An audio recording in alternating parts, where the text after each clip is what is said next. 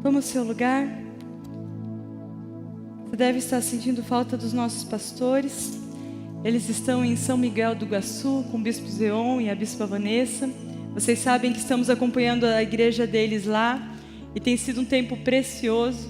Eles têm contado o quanto Deus tem feito lá e é tão bom saber que Deus tem nos usado para abençoar outras igrejas. Então é um motivo de alegria. Deus está fazendo lá. Outra coisa que eu queria ressaltar para vocês, eu não sei se vocês repararam no aviso sobre o restart. O que é o restart? Se você veio de outra igreja e se transferiu para a nossa igreja nos últimos 6 meses e ainda não se encontrou, ainda tem dúvidas, ainda quer saber como nós funcionamos, o restart é um tempo onde nós vamos nos apresentar a você, para que você possa se sentir parte do corpo, se sentir parte da igreja. O restart ele vai acontecer na semana que vem, no sábado. Então, se você é alguém que está se transferindo para a nossa igreja, eu te convoco a fazer a sua inscrição lá no balcão de informações, ali no final, para você estar aqui com a gente, para você conhecer um pouquinho mais de quem nós somos. Amém? Eu queria indicar 2 livros, para vocês não sentirem tanta falta do meu pai. Mas os livros que eu indico são os meus livros, então você vai depois procurar lá na livraria para ver se eles têm, que eu saiba, tem. O primeiro que eu queria indicar foi um livro que eu li por causa dessa série de mensagens. A gente está falando sobre, de certa forma, batalha espiritual, nós estamos falando sobre estarmos no ringue. E eu sempre tive preconceito com livros sobre batalha espiritual, eu estava falando isso hoje de manhã, mas esse livro me surpreendeu. E até o subtítulo dele fala exatamente o que o livro fala. São 12 verdades de como vencer em Cristo, o Deus dessa era. O livro ele trabalha sobre aquilo que Jesus já conquistou na cruz, aquilo que ele já fez, e que nós tomamos posse como filhos dele. Eu vou ler uma frase desse livro que eu achei muito legal, que ele fala que a obra da cruz, portanto, possibilita a aproximação de tudo que estava afastado de Deus, por meio da pessoa de Jesus. E é um livro muito bom. Então, se você quer ler um livro sobre batalha espiritual, eu aconselho esse livro. E o segundo não é especificamente sobre batalha espiritual, mas não tem como falar sobre isso sem falar sobre batalha espiritual. É oração intercessória. Então, tem uma parte do livro que ele vai trabalhar sobre isso. Eu creio que nós somos uma geração que precisa aprender a orar. Nós não sabemos orar. Eu falo por mim. Nós temos dificuldade enorme de concentrar o nosso pensamento em Deus, em focar em quem Ele é. E esse livro, ele dá muita prática dessa vida de interceder, que interceder nada mais é do que se colocar entre aqui e Deus, trazer aquilo que está no céu aqui para a terra. E ele tem uma frase que eu achei muito interessante, que ele fala que nunca podemos julgar o que está acontecendo no Espírito, pelo que vemos no plano natural. Interessante isso, né?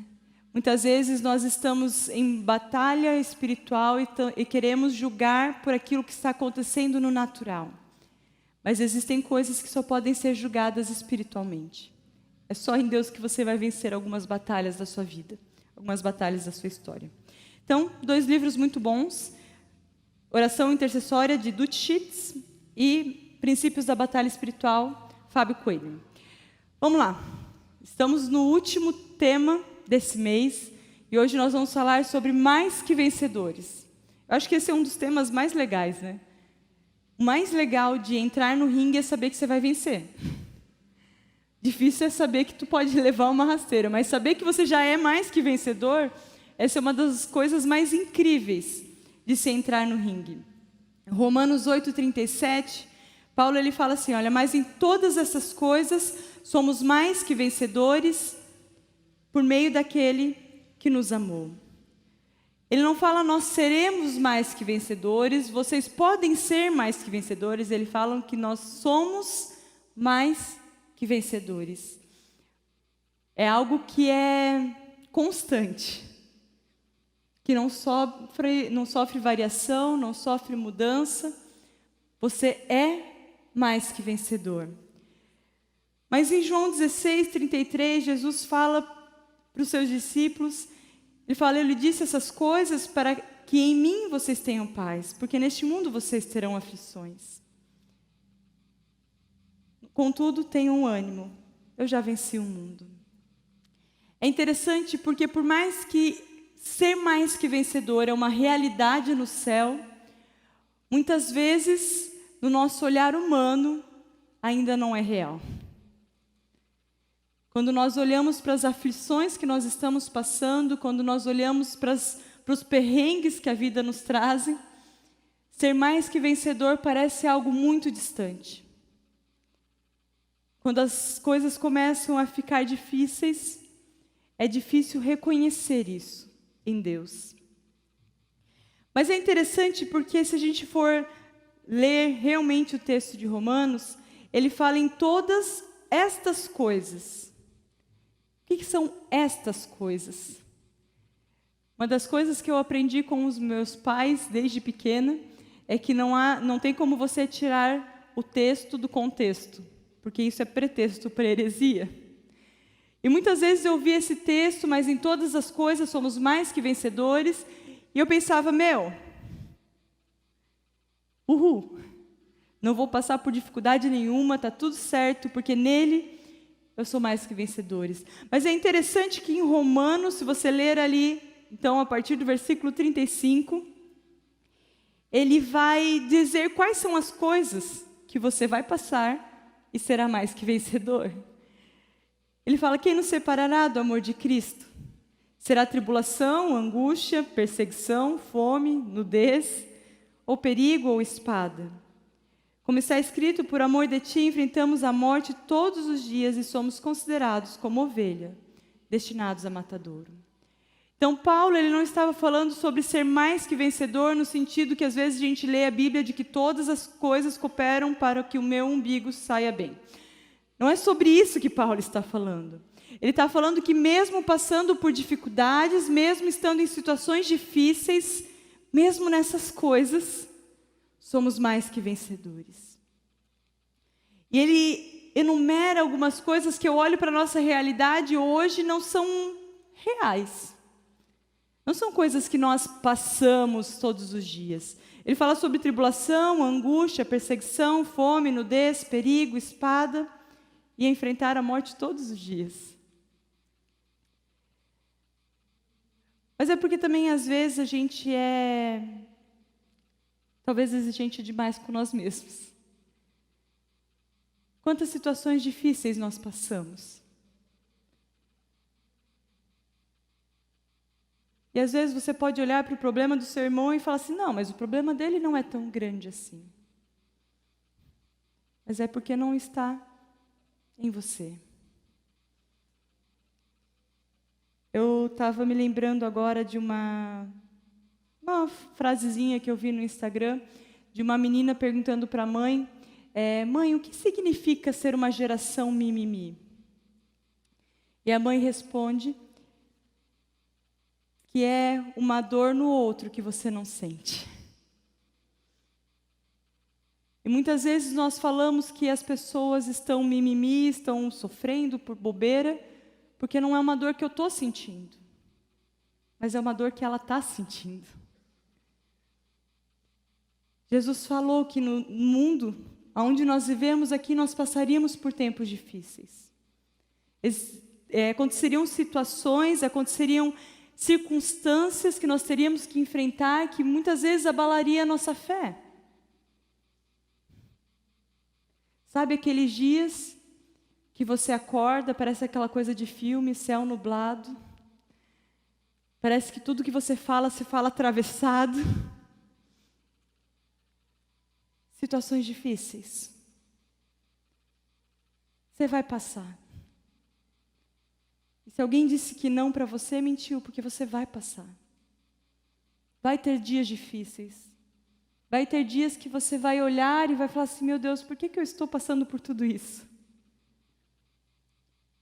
Mas mesmo diante desses dias, ele fala que nada nos separa do amor de Deus. E é isso que nos faz ser mais que vencedores. Na continuação desse texto, ele fala, pois estou convencido de que nem a morte, nem a vida, nem anjos, nem demônios, nem o presente, nem o futuro, nem qualquer poderes, nem altura, nem profundidade, nem qualquer outra coisa na criação pode nos separar do amor de Deus que está em Cristo Jesus, o nosso Senhor. O que te faz ser mais que vencedor não é não passar por tempos difíceis. O que te faz ser mais que vencedor é que nada pode te separar do amor de Deus. Nada que te cerca, nada do que acontece ao seu redor pode tirar o amor de Deus por você. Porque o amor dele é eterno, o amor dele é incondicional, ele ama. Porque ele é amor. Nada pode nos separar do amor de Deus. Mas que amor é esse? Porque nem sempre eu o percebo. Porque às vezes eu acordo naqueles dias difíceis e eu não consigo sentir esse amor. 1 João 4,10 fala que nisto consiste o amor. Não em que nós tenhamos amado a Deus, mas em que Ele nos amou e enviou o seu Filho como propiciação pelos nossos pecados. João 3,16 ele fala porque Deus amou o mundo de tal maneira que deu o seu Filho para morrer em nosso lugar. É sobre esse amor que Paulo está falando. Não é um amor fofinho que a gente fala por aí. Ele está falando sobre o amor de Deus.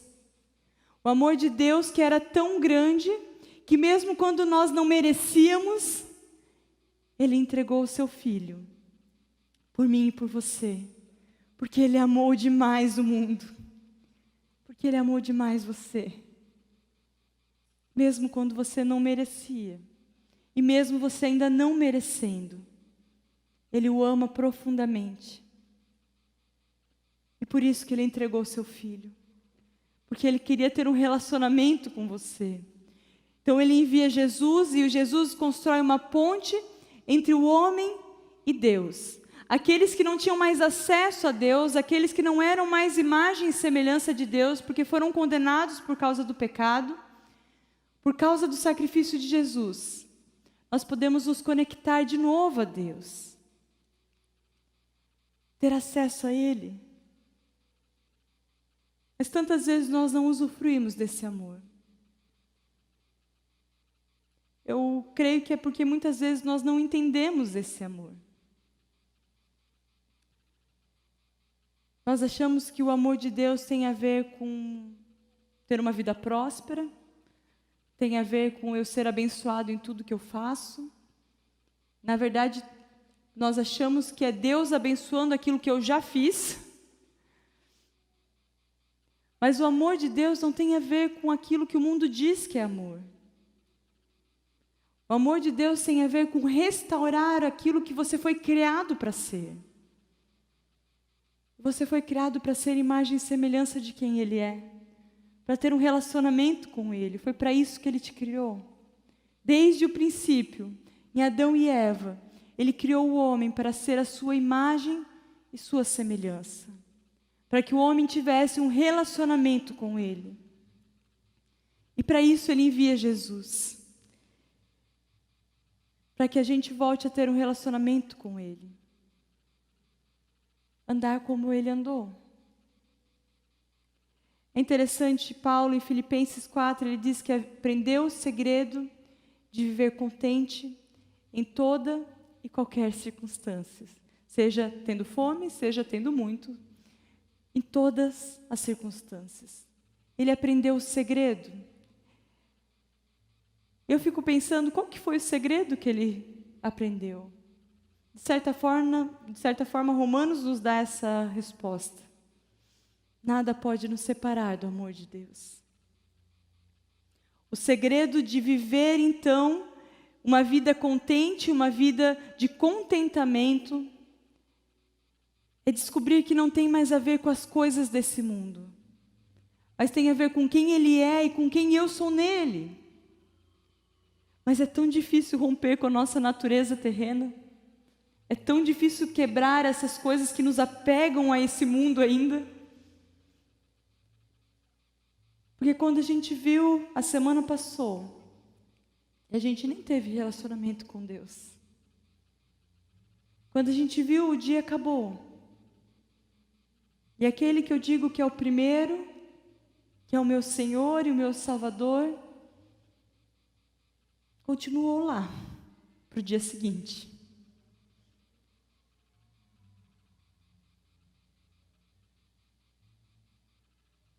Nada nos separa do amor de Deus, a não ser nós mesmos. Nós nos separamos do amor de Deus. Nada do que acontece ao redor nos separa do amor de Deus. Mas nós nos separamos do amor de Deus quando não decidimos viver um relacionamento com Ele de verdade. Quando nós negociamos o relacionamento com Ele por causa de outras coisas.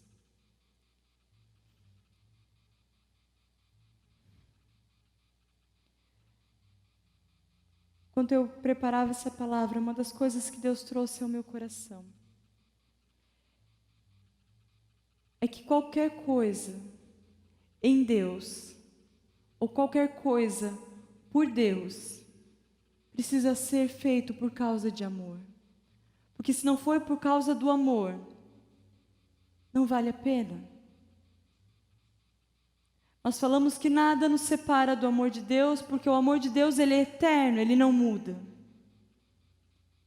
Mas o teu amor, infelizmente, muda. O teu amor varia de acordo com o seu humor. E tem momentos que tudo é para a tua glória, e tem momentos que tudo é para a minha glória.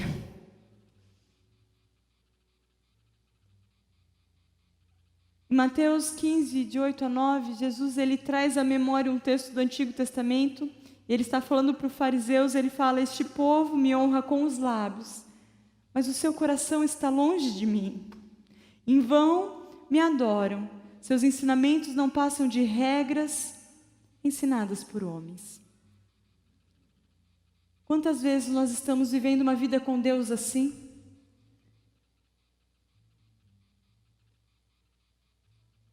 Onde vivemos pela regra, porque achamos que tem que ser, porque fomos ensinados que era assim.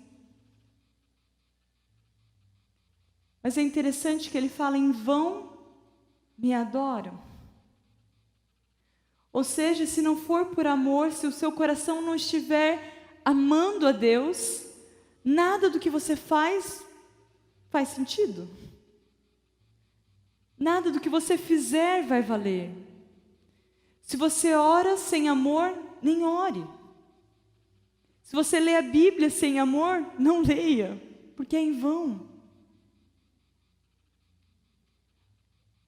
O relacionamento com Deus precisa ser baseado em amor, em amar a Ele com tudo que nós somos. E quando fala de Deus, é realmente com tudo que nós somos. Não é mais ou menos. É um amor de verdade. Com tudo que você é, com tudo que você tem, entregue aos pés dele. E uma das coisas mais incríveis do amor em Deus é que amor em Deus sempre vai nos levar a amar o outro também. Nunca é sozinho.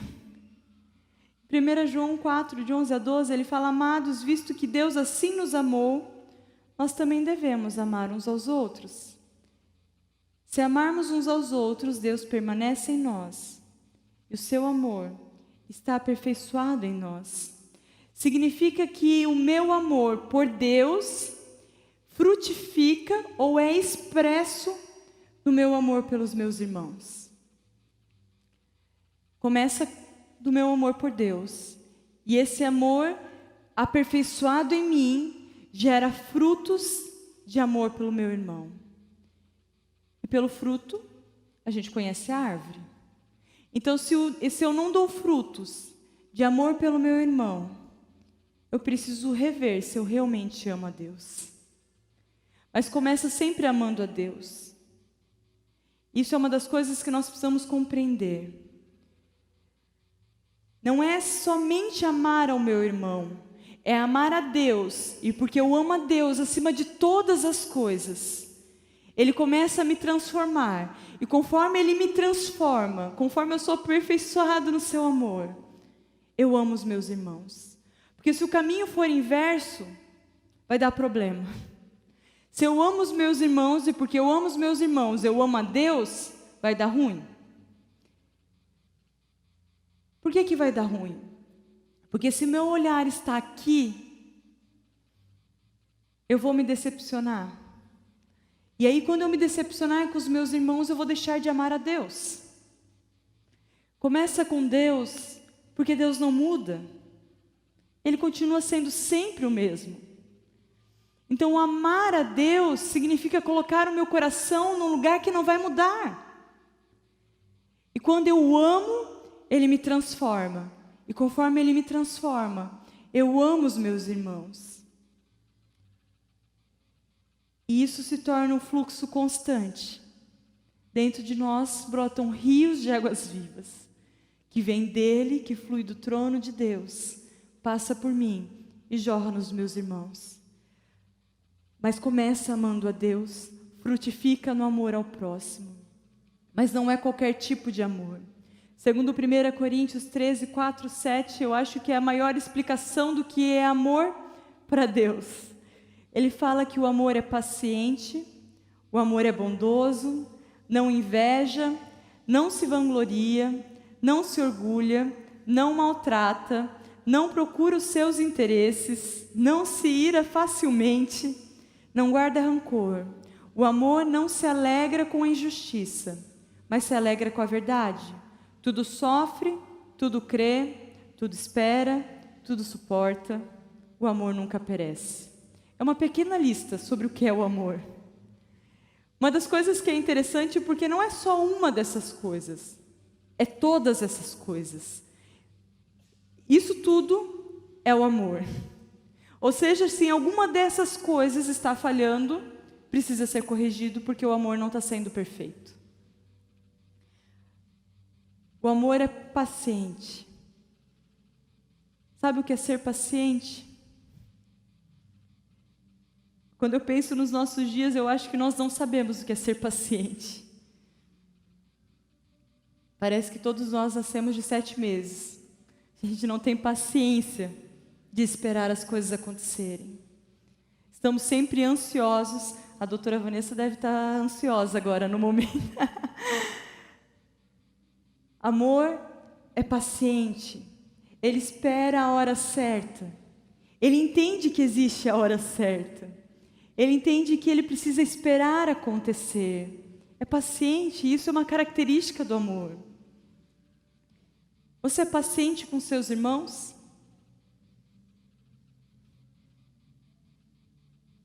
Quando você vê o seu irmão pisando na bola, você tem paciência com ele?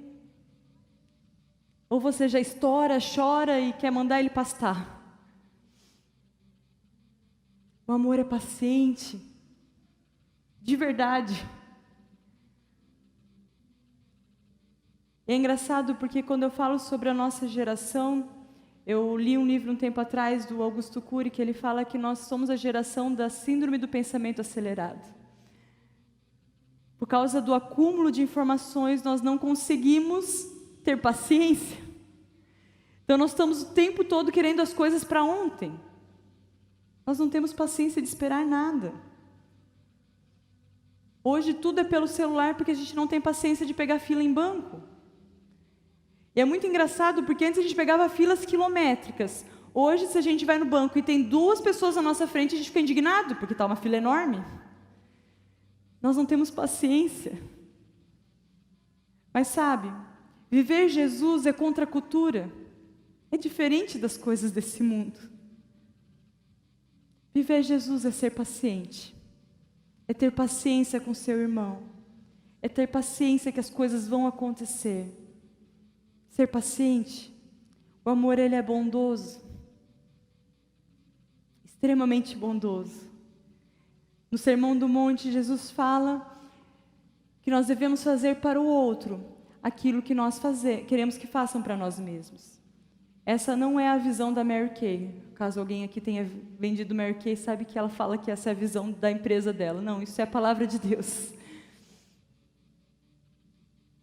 Façamos para o outro aquilo que nós queremos que faça para a gente. Isso é bondade.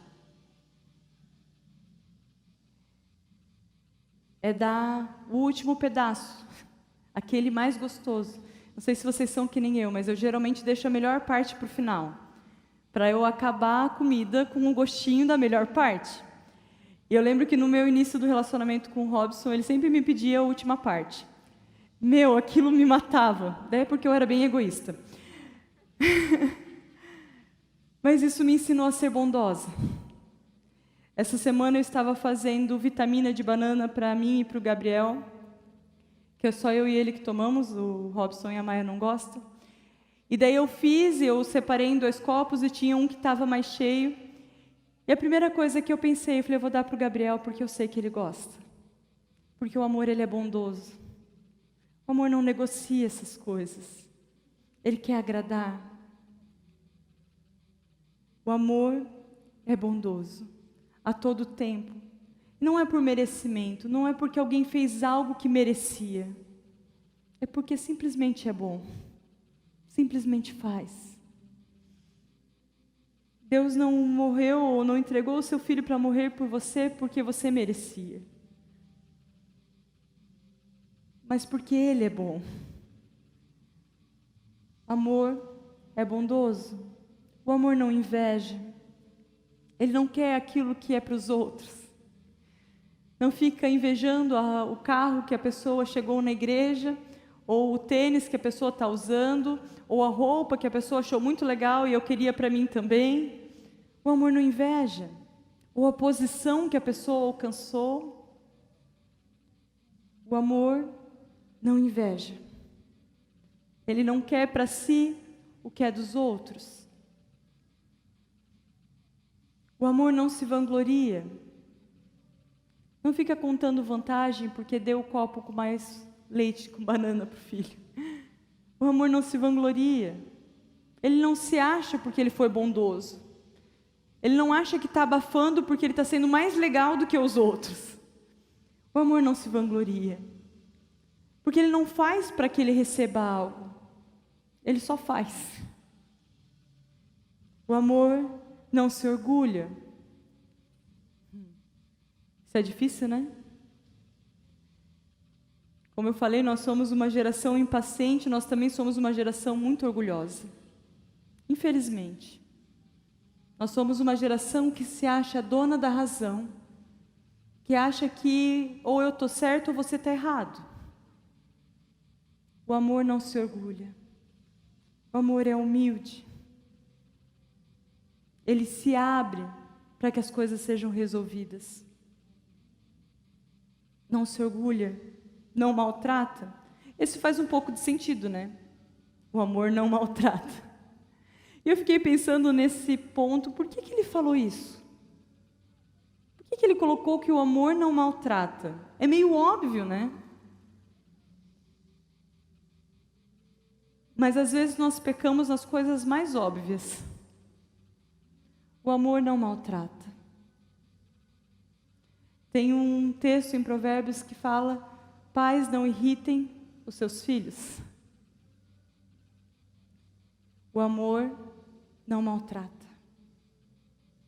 Às vezes nós deixamos a pessoa passar perrengue, só para ver se ela vai aprender. O amor não maltrata. O amor não maltrata, só para ver se a pessoa vai aprender. Isso é uma característica do amor. Não procura os seus interesses. Isso é quase o oposto do que nós vivemos hoje. As pessoas se casam buscando ser feliz, ou seja, buscando seu interesse. O amor não busca seu próprio interesse. O amor não está preocupado com o benefício que ele vai receber por causa dessa relação. O amor não tem a ver com o merecimento do outro ou não, e não tem a ver com o que o outro vai entregar para mim ou não. Não busca o seu interesse.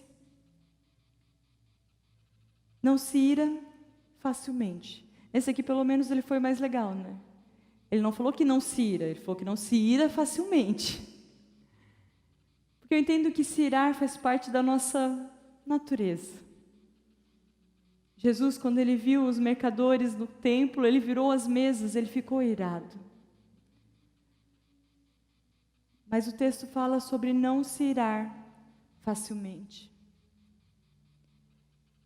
Mas ultimamente a gente tem sido tão pavio curto. Parece que precisa de um estalo e tudo explode. A gente tem se irado com qualquer coisa. Principalmente porque na frente dos outros nós não queremos nos irar. Então a gente acumula. E daí qualquer coisa que alguém faça, parece que é o combustível necessário para que as coisas explodam. Principalmente para os íntimos. Geralmente a nossa ira fácil acontece dentro de casa. O amor não se ira facilmente. O amor é paciente. E por isso que ele não se ira facilmente. Ele é longânimo. Ele não guarda rancor. Esse eu creio que é uma das coisas mais tristes do nosso século. As pessoas guardam rancor de todos os dias da sua vida. Tantas vezes eu tenho conversado com jovens que ainda têm rancor da sua infância, de coisas que aconteceram quando eram jovens, quando eram crianças. E uma das coisas que eu tenho constatado nesses dias, que é uma das coisas mais tristes, a maioria das meninas foram abusadas quando eram crianças. E isso marcou a história delas. E o rancor ainda corrói por dentro. Eu entendo que o amor não guarda rancor. É uma das coisas mais difíceis de se viver. Porque rancor fala sobre algo que doeu, que machucou. Mas quando nós amamos segundo o coração de Deus, nós não guardamos rancor. Mas é interessante porque a coisa que vem logo depois, ele fala que não se alegra com a injustiça. Ele não guarda rancor, mas não é um amor que olha para a injustiça e fala, não, está tudo certo. Mas busca a justiça de Deus, não a nossa própria justiça. Entende que só Deus é justo e só Ele pode trazer juízo. Esse é o amor segundo o coração de Deus. Se alegra com a verdade. O amor se alegra quando ouve a verdade e quando diz a verdade. Nós temos tido dificuldade enorme de ser verdadeiros.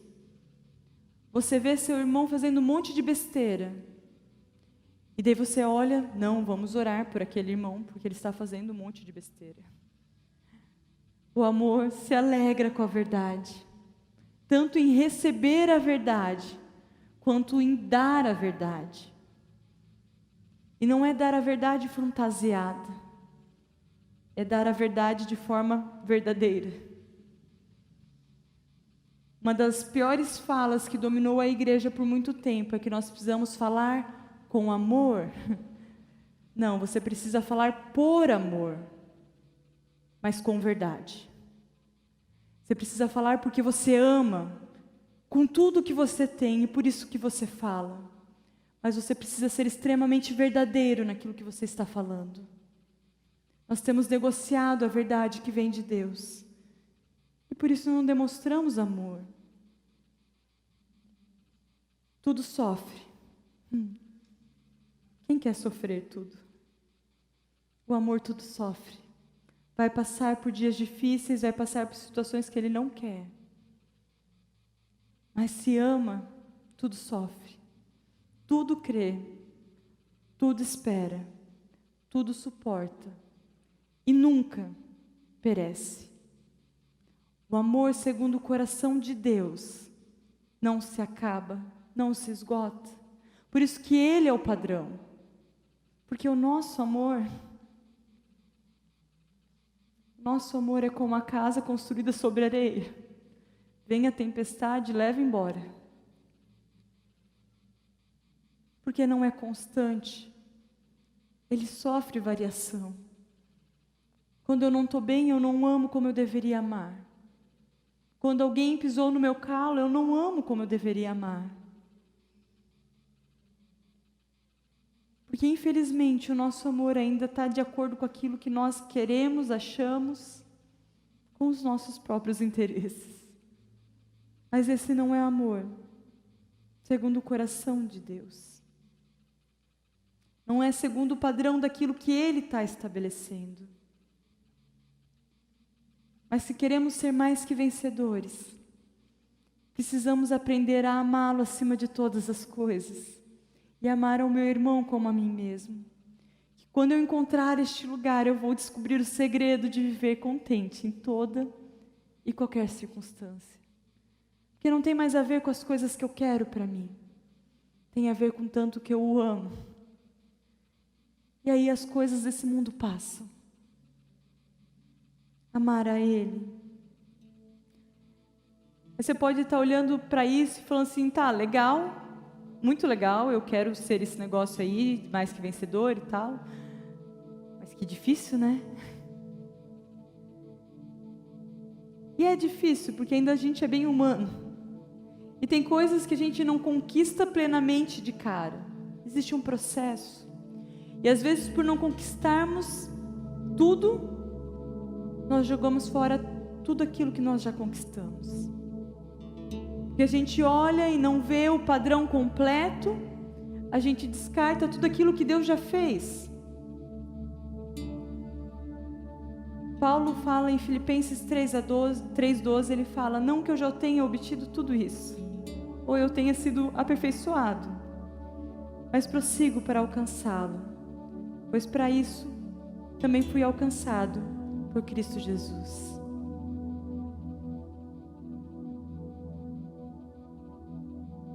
Existem coisas que só na caminhada nós vamos alcançar. E nem Paulo, que deu esse monte de conselhos, falou que tinha conquistado tudo aquilo. Existe um processo que nós precisamos aprender a viver. Em Filipenses 3:16, que é a continuação daquele texto, ele fala, tão somente vivamos de acordo com aquilo que já alcançamos. Existem coisas que você já alcançou em Deus. Comece a viver a partir delas. Não jogue fora o que Deus já fez, mas continue avançando para aquilo que Ele vai fazer. Pare de menosprezar aquilo que Jesus já fez na sua vida. Eu tantas vezes me deparava com algumas verdades que Deus fala na Bíblia, eu falava, meu Deus, eu não estou vivendo isso ainda. Principalmente aquele texto que fala sobre ser perfeitos como Ele é perfeito. Mas sabe, eu entendo que existe um processo para que a gente alcance esse lugar. E muitas coisas eu creio que só alcançaremos perfeitamente na eternidade, quando seremos completamente transformados. Mas até lá, viva de acordo com aquilo que você já alcançou. Existem coisas que Deus já trabalhou em você. Existem coisas que você já foi transformado. Existem coisas que Deus já está fazendo. E que você precisa fazer jus por aquilo que Ele já fez. Como a música diz, a recompensa do sacrifício dEle. Eu quero encerrar com uma frase. Era uma frase do Abraham Lincoln, mas eu mudei ela, então é uma frase minha. No final, não são os anos da sua vida que contam, mas o quanto de Deus você viveu em seus anos. No final, tanto faz quantos anos você tem, ou até quantos anos você vai ficar aqui na terra. O que realmente importa é o quanto de Deus você viveu nesses anos. O quanto você usufruiu do amor que só pode vir dele. E o quanto você viveu como mais que vencedor. Porque esse lugar nós alcançamos todos os dias. Hoje eu sou mais que vencedora das coisas que eu não tinha vencido ontem, mas que eu venci. E amanhã eu vou vencer as coisas que eu não venci hoje ainda. E é por isso que nós somos mais que vencedores. Porque em Jesus, todos os dias, nós somos aperfeiçoados pelo seu amor. Todos os dias Ele vai ganhar forma em nós e nos tornar mais parecidos com Ele. E vai nos fazer entender esse amor que só pode vir dEle. Eu queria te convidar a fazer uma oração. É a oração que eu tenho feito nos meus últimos dias. Senhor, nos faça te amar mais. Feche seus olhos, eu quero te convidar a orar. Você orar, fala: Deus, me faça te amar mais. Eu quero tanto te amar mais. Eu quero amar como o Senhor me amou. Eu quero te amar profundamente, mas me ensina a fazer isso. Eu ainda sou tão humano, tão distante desse amor. Mas eu quero ser a expressão de quem você é. Eu quero te amar com tudo que eu tenho, com tudo que eu sou. Eu quero que o Senhor seja o mais importante aqui. Eu quero que o Senhor seja o mais importante em mim. Que Tu se torne suficiente na minha vida. Que Tu seja o meu maior anseio. Senhor, tenha misericórdia de nós. Nós somos tão falhos.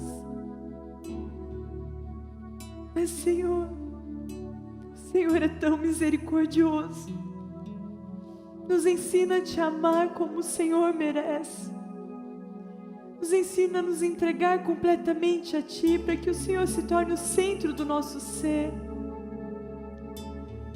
Nós queremos ser mais que vencedores em Ti, por causa do Seu amor que nos alcançou. Nos faça te amar mais. Em Seu nome. Amém. Que o amor do nosso Senhor Jesus encha o coração de vocês. Que vocês sejam cheios por quem Ele é. Que a bênção dEle os acompanhe todos os dias dessa semana. Que vocês sejam expressão de quem Ele é em tudo que vocês façam. Que o amor dEle preencha cada momento dos seus dias. Para que você se sinta finalmente mais do que vencedor. Por causa daquele que nos amou. Que Deus abençoe você. Fim de domingo abençoado e cheio de Deus. Até mais.